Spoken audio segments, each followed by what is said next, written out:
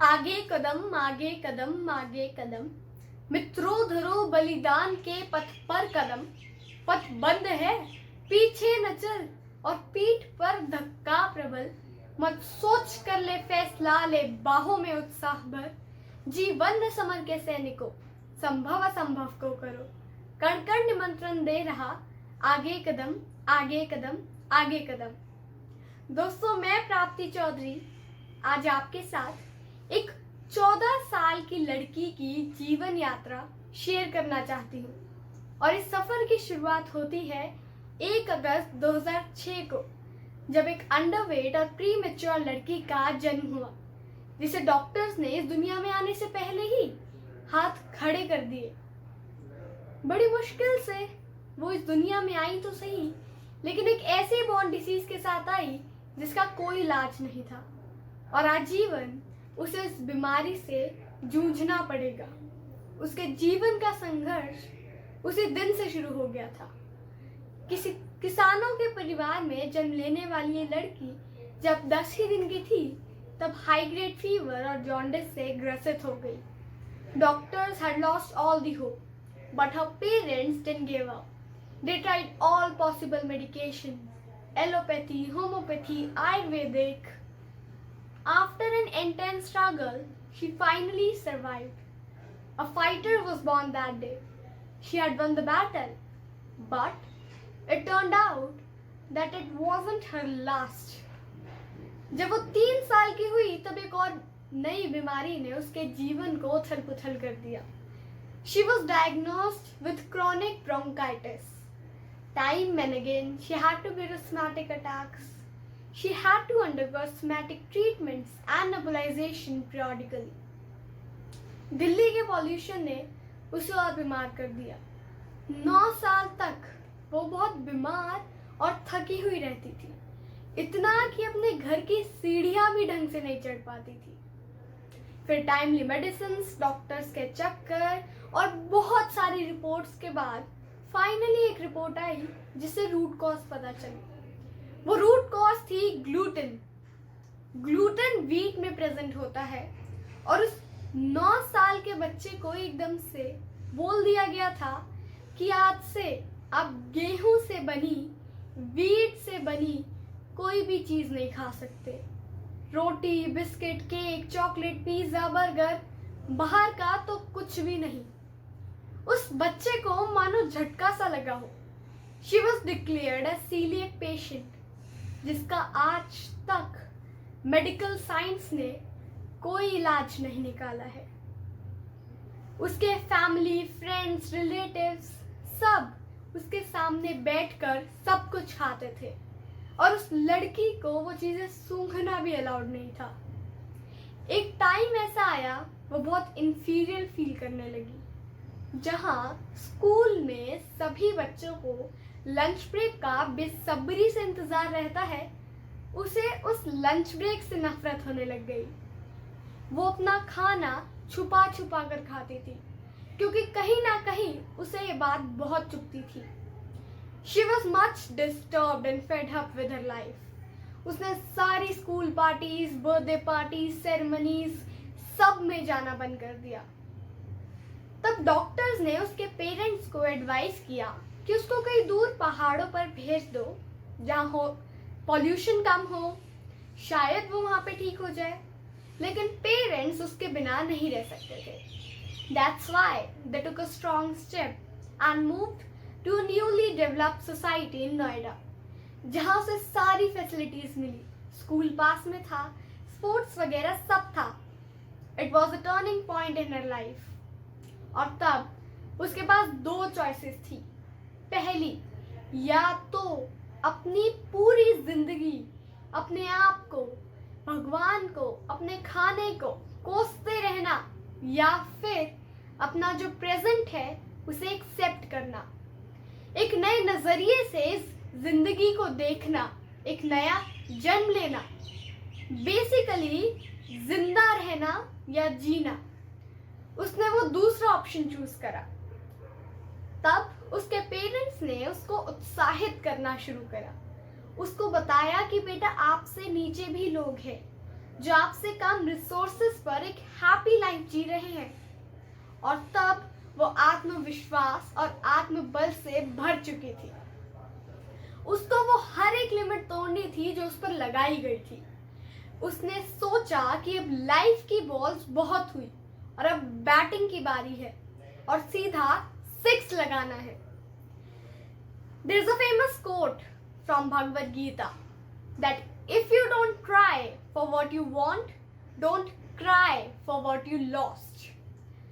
Doctors ने उसको swimming pool के पास जाने से भी मना करा था, but with a belief and determination उसने स्विमिंग भी करी और उसमें मेडल्स भी जीते।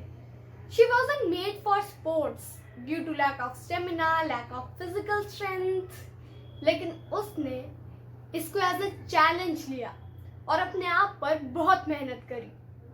पहले जो लड़की अपने घर की सीढ़ियां चढ़कर भी हांफने लग जाती थी, आज वो पता नहीं क्या क्या कर सकती थी।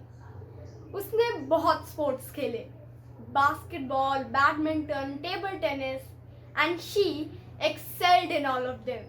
तब एक नया टॉपिक था गुड क्वालिटी इंडोर एयर, जिस पर उसके पेरेंट्स डिफरेंट एक्सपर्ट्स को कंसल्ट कर रहे थे and she also got interested in it. उसने इस चीज को देखा और तब अपने एनवायरनमेंट का महत्व समझा कि कैसे हम अपने एनवायरनमेंट को फॉर ग्रांटेड ले जाते हैं। उन्होंने अपने घर पर इंडोर प्लांट्स लगाए और बहुत कुछ करा। उसने इस चीज को देखा, परखा, समझा और उसके बाद लोगों को इसके बारे में प्रेरित और जागरूक करना शुरू करा। तब आगरा के एक प्रोजेक्ट में उसको अपनी स्टोरी शेयर करने का मौका मिला, जहां से उसे बहुत अप्रिसिएशन मिला। फिर उसने सोशल मीडिया प्लेटफॉर्म्स के जरिए और लोगों तक पहुंचने का फैसला करा। उसको जगह जगह से मोटिवेशनल टॉक्स के अप्रेजल आते गए और वो ज्यादा से ज्यादा लोगों तक पहुंचती गई।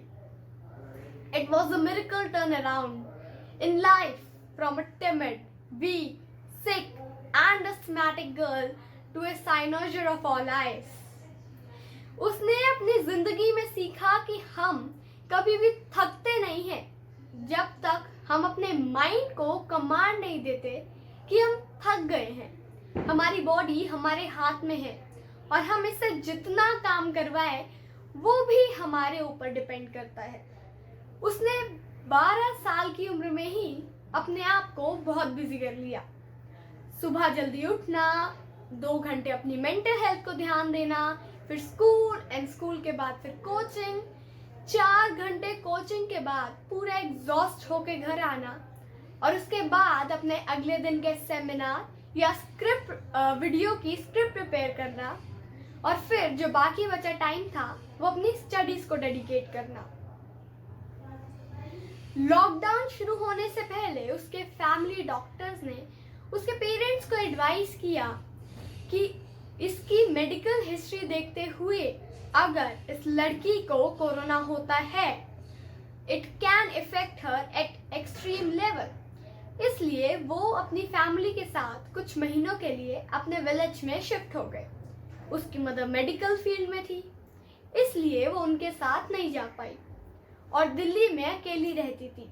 कोरोना वॉरियर और देश का नागरिक होने का फर्ज निभाती थी।